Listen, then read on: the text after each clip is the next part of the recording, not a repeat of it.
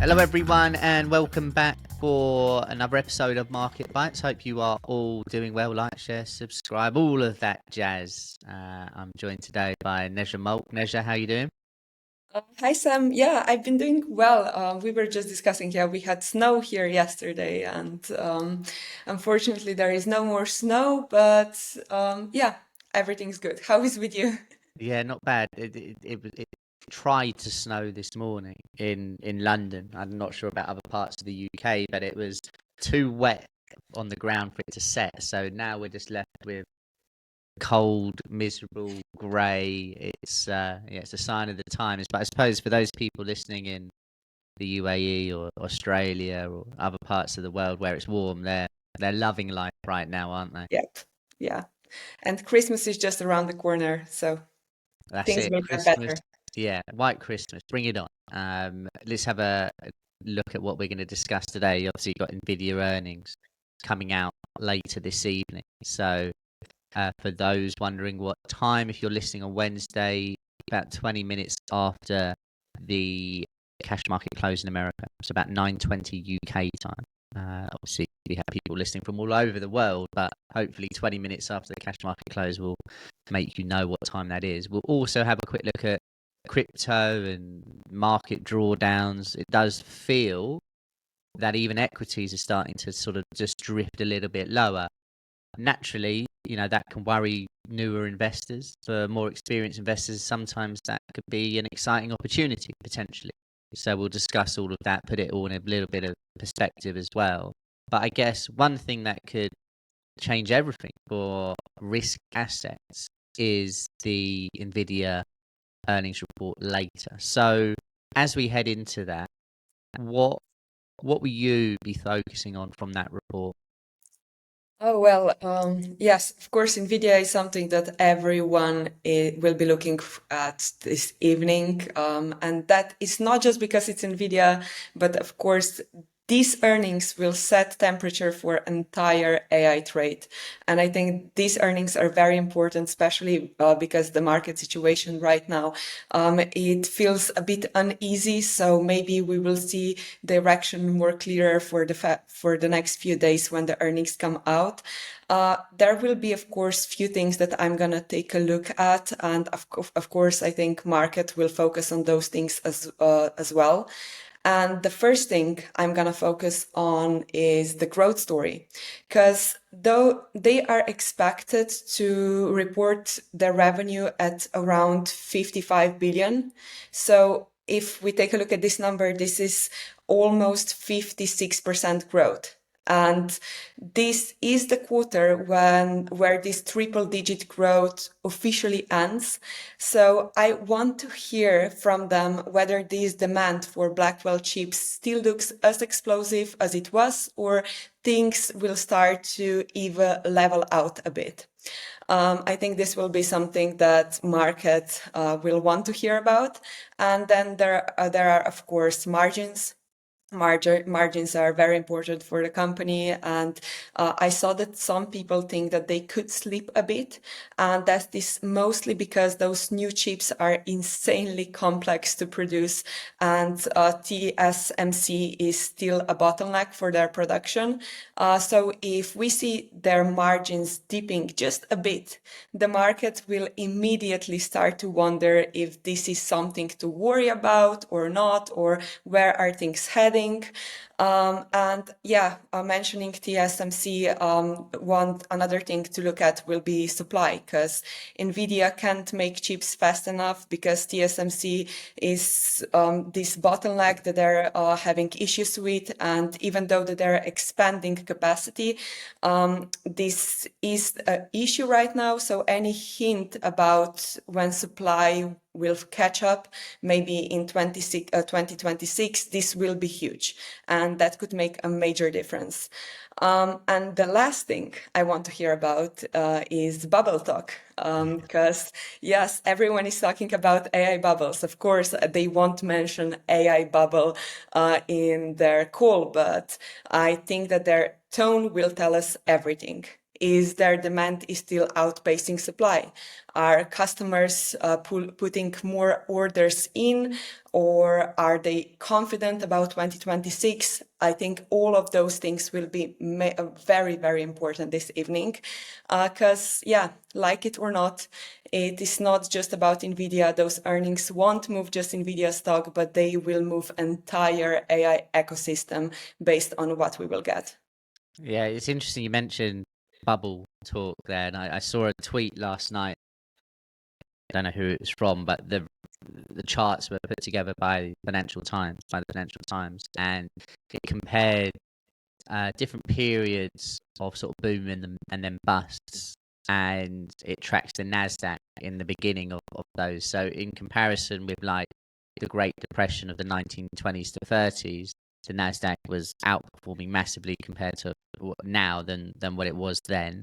The gold boom as well, they compared it, and gold was actually accelerating at a higher pace than what the Nasdaq was. The Nikkei 225 Japan asset bubble crisis in 86 to 92 tracks it relatively well. The housing bubble, not really similar. The China stock market bubble, not really similar. But the one that is almost pretty much month by month nailed on at a high correlation is the dot-com bubble, which is interesting. But different scenarios, different periods, and I don't think it is as easy as that to say that just because the charts look similar in the build-up means that we're going to have a big fall from grace. But it's a massive report. It does feel like you said everyone's waiting for it, looking forward to it. I was doing some research yesterday about on the 7-day price reaction to the earnings, and of the last 1, 2, 3, 4, 5 of the last 5, 4 7 days later were red. There's only been one, which was May this year, where it finished up just 3% higher actually 7 days later. So we had a period in 2021 2023 where it was just earnings came out and then we just ramped higher, some cases 12, 28, 15%, where you think, okay, good report, and it's it then does really well. But 4 of the last 5, it's kind of like, okay, it's a really good report, but maybe we can't quite push to the upside. And I think what's quite interesting about this one, that it makes me think it's a good report, it will actually do well share price reaction wise, is that it's off its high. The Nasdaq is lower as well, and risk is coming under a bit of pressure. Nvidia has been moving lower over the last sort of couple of weeks. That if it is a good report, you could argue that isn't that priced into market. So I feel like it's a really key earnings report for just the earnings season, but AI in general and the stock market and risk assets as well. I'd even think if it was to be a really good report and Nvidia goes higher 10%, that you're going to see crypto also benefiting from that. But yeah, it's going to be pretty interesting to see. Of course, you had SoftBank removing their stake, Peter Thiel's fund removing Nvidia. There's talks of Michael Burry being short and all of these kind of things. So yeah, we'll have to wait and see, of course. But I'm looking forward to it either way. Likewise. I was just listening to one of the podcasts about SoftBank and Nvidia actually, and it sounds bearish that they pulled out money from Nvidia, but actually they're still investing in all other AI companies. So not everything is that negative, I would say. If you take a look at this story from other angles, you can see that there is still something happening, and maybe it is not that easy to directly compare dot-com bubble to current situation. But of course, price move is something that we want to hear about. We are all looking forward to for how many percentages Nvidia will go up or down, because of course this can move entire indices. It makes such a big part of SP 500, and something that can give us a hint are market options. So is there anything that you found out when looking at market options for today? Yeah, there was. I mean, again, with these things, I guess you kind of take them with a pinch of salt. Just because it says it could happen doesn't mean it will. But options markets are implying a move of 6.5% either way, which would be a market swing of about just under 300 billion. So quite a lot. But of course, as you mentioned, it can influence the S&P 500 or the Nasdaq, and if we were to get a move of 6.5%, then you're looking at the S&P to move either sort of 0.5% to the upside or downside, of the Nasdaq a percent. The Nasdaq, I think, at the moment is down about 6.5% from its all-time high. So if you were to chuck another percent, suddenly it's now 7.5%. Suddenly, in tomorrow we sell off even more, and then you get dangerously close to calling it a correction. Whereas if it's good and we're suddenly now only 5% down for the Nasdaq, the earnings are good, Nvidia's higher, everything seems a little bit better. So yeah, it's saying 6.5%, but we've done these podcasts before, and previewed in Nvidia or Netflix or Meta, and talks about the options markets. And just because it says it doesn't mean it will happen. I mean, if everything comes in completely in line, it could just be flat. And as I mentioned, just with those previous responses, I'll just go through the last 5 or so, 7 days later. So the August reading in 2024, it was down 20%. Then November later that year, it was down 5%. February 2025 this year, it was down 12%, 7 days later. And then we go into May, it finished up 3%. Then August, it was down 8%. But also, what I would say with that is you've had 5 negative readings or share price reaction 7 days later, but there's been multiple times it's recovered and reached an all-time high. So I also do think if it was to come under pressure and the market does sell off, that if you gave people the opportunity to buy Nvidia at, say, 15-20% away from its all-time high, it's not a bad opportunity, as we saw at the beginning of the year, where it was down because of DeepSeek, down because of Liberation Day and tariffs, and people that bought that dip were rewarded pretty quickly as it rose back to the all-time high. So yeah, an interesting one, but I guess it could lead to panic if it's bad. And at the moment, there's a lot of talk, isn't there, about corrections and bubbles and all of these kind of things. For many, as we mentioned at the beginning of the podcast, it can be quite worrying, especially newer investors. But those that are maybe a little bit more experienced do see it as an opportunity. I mean, how are you sort of viewing this all at the moment? Well, yeah, as you mentioned, there is so much talk about corrections and whether the market has simply run a bit too far right now. But yeah, some areas, of course, they move too quickly, maybe, especially this AI and tech sector. And when this happens, I think investors, maybe especially retail investors that are not on the market for that long, they feel a bit uneasy. But I think that we should take a look at it as simple as possible, just to keep it simple, because we should remember ourselves that even if it happens, correction is not a crisis. It is just a natural part of markets. It's how markets move. Because even if you take a look at the chart of S&P 500, you can see that it's not going straight up. There are a bit of corrections in it. And historically, if we take a look at S&P 500, we can see around 10% correction almost every year. And yeah, it feels dramatic because you don't know what will happen the next day. And if you are lucky, everyone wants to catch a bottom of correction. Of course, that's practically impossible. But yeah, when you zoom out, and if you're investing on the long term, you can notice that corrections are almost impossible to see when you zoom out a bit. So I think this is the time when good habits matter more than any of the predictions what will happen.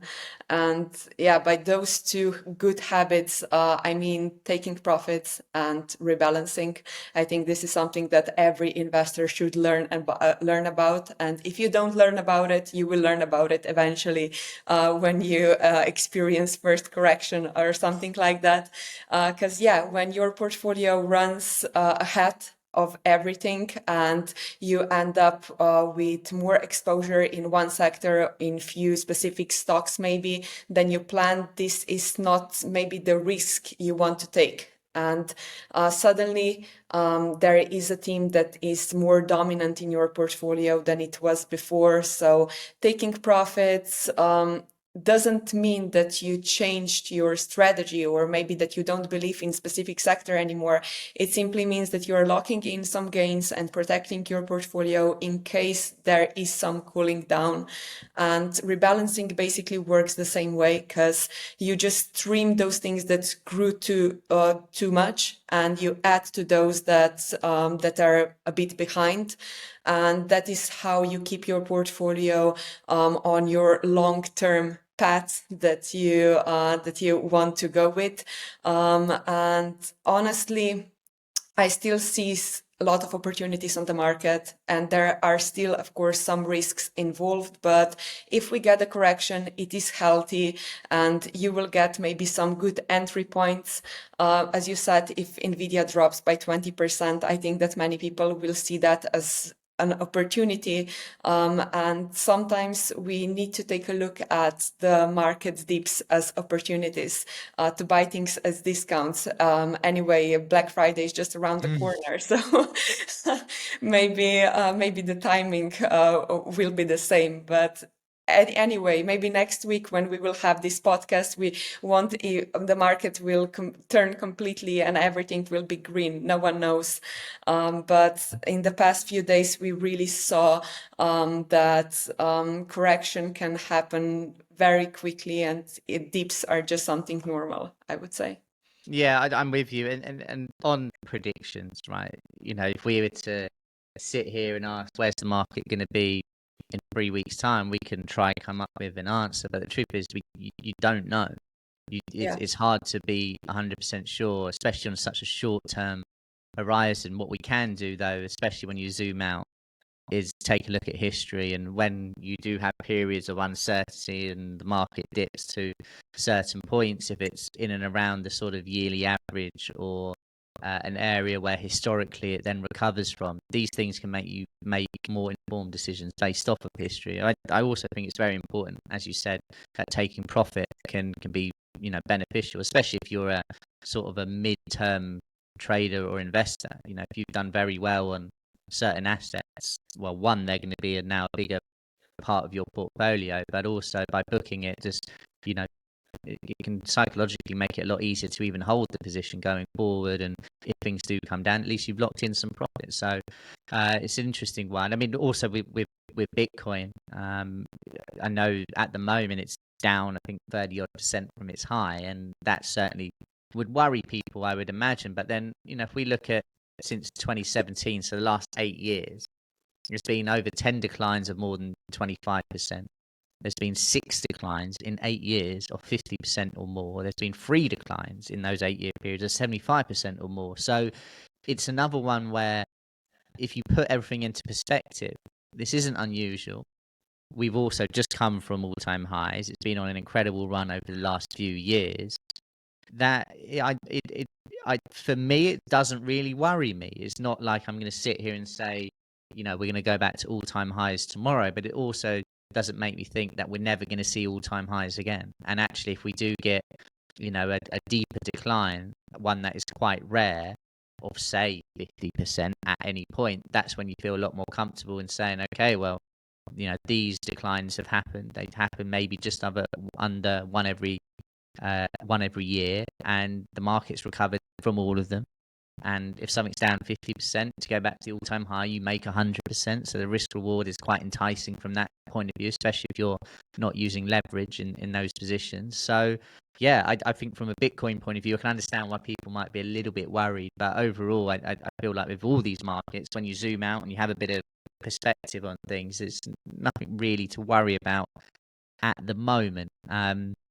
We've also got some stats to measure just on the on corrections, but I guess let's go through some definitions first, just in case people are listening to this and be like, what on earth is a correction? Well, it's a 10% decline from a recent peak, bear market 20% down from a recent peak, and then if you talk about a crash, it's just a quick drop, which could be 10% in a day, for example, and that's when you really start to see panic and extreme selling and stuff, just a big move in a single day or over a very short period. And as you mentioned, those 10% drops almost happen yearly, which I think is very powerful to know, actually, isn't it? If you think um, that if you're a relatively new investor, but a 10% drop is normal, you aren't going to panic out of it, and actually you might see it as an opportunity to get in. And I think learning that history is very important. Would you agree?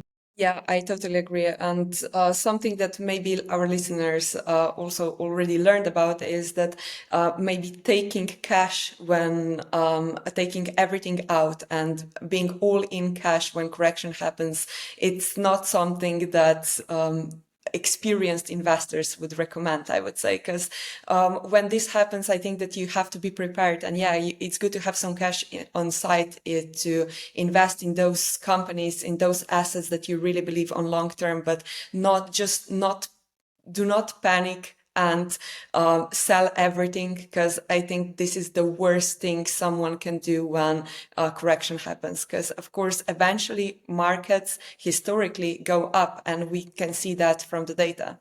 Yeah, absolutely. And I mean, just on some more data, the average bear market, and obviously we're not in one right now, but the future for anyone listening is about 34%, which I think to the pretty much percentage was what we fell down in COVID 2020. I think from the peak to the trough, it was 34%, but the average one is that anyway. But the interesting part is here that the S&P 500 gained 72% in the first 12 months of recovery, and then 153% after 3 years. You can see why people get addicted to buying the dip when you know that's the stat, can't you? Yeah, yeah, and also I see here one interesting stat that only 1 out of 29 bear markets since 1928 did not recover with a new all-time high within 5 years. So there is really a high chance that even if bear market happens, we will get to a new all-time highs within 5 years. And 5 years period is not even a long time if you're a long-term investor, isn't it? No, exactly. And, things are recovering a lot quicker now, right? Aren't they? If you go back to 1929, wherever it was, 1928, you can understand why things would take a lot longer to recover. You go back to the dot-com as well, but the COVID crash, it was pretty much 6 months later that we were trading back at all-time highs, which is just incredible. And it does feel like, and you certainly see this in crypto, if you get a big drop, say 10% in a day, the dips are bought very quickly. The prices are moving so much quicker now, and certainly in equity markets as well. So I'd be, it would surprise me if we were to have a period we don't reach all-time highs in, shorter than 5 years again. But of course, things can change. I mean, the stats are there to be seen as well. The S&P, I think it's like mid 70% that is going to finish positive each year, isn't it, as well? And yeah, listen, the stock market is designed to go up over time, isn't it? You're betting on Yes. humankind to keep developing, to keep innovating. So if you get an opportunity to buy at a discount and you think humans are going to keep developing the way they should, you've got to be a long-term bull, really. It's such an easy decision, but anyway, if you are investing in stocks, you should still be convinced that this is a company that will be around for next few years, that it will keep growing. Because if we take a look at dot-com bubble, for example, there were still companies that are not around anymore. So it's still, we need to do our analysis to make good decisions anyway. So we will gain from those new all-time highs that we will reach in God knows when, in few months or maybe a year. Yeah, absolutely. I mean, my favorite stat, and we'll wrap up the podcast with this, but whenever I do sessions about sort of beginning to investing or talking about stats and history, even to my friends, if they just want to understand a little bit more, I always go with there's never been in the history of investing a 20-year period with negative total returns for the S&P 500. And I think that's very powerful. It just goes to show that this thing is designed to go up over time. And if anyone looks at the S&P 500 chart and you zoom out, you can just see that. But like Nezha said at the beginning, for anyone listening, it's not in a straight line. There are periods where it drops, and if you do get those sort of 20, 34% opportunities to get in and load up, history has said they've been very rewarding. So yes, fingers crossed that makes everyone feel a little bit more comfortable. Fingers crossed. And also fingers crossed for Nvidia later. It would be Be a worrying market, I guess, short term if it's a poor result, but that can lead to opportunities down the line. Neja, as always, thank you very much. Thank you, Sam. See ya, Take guys. care, everyone.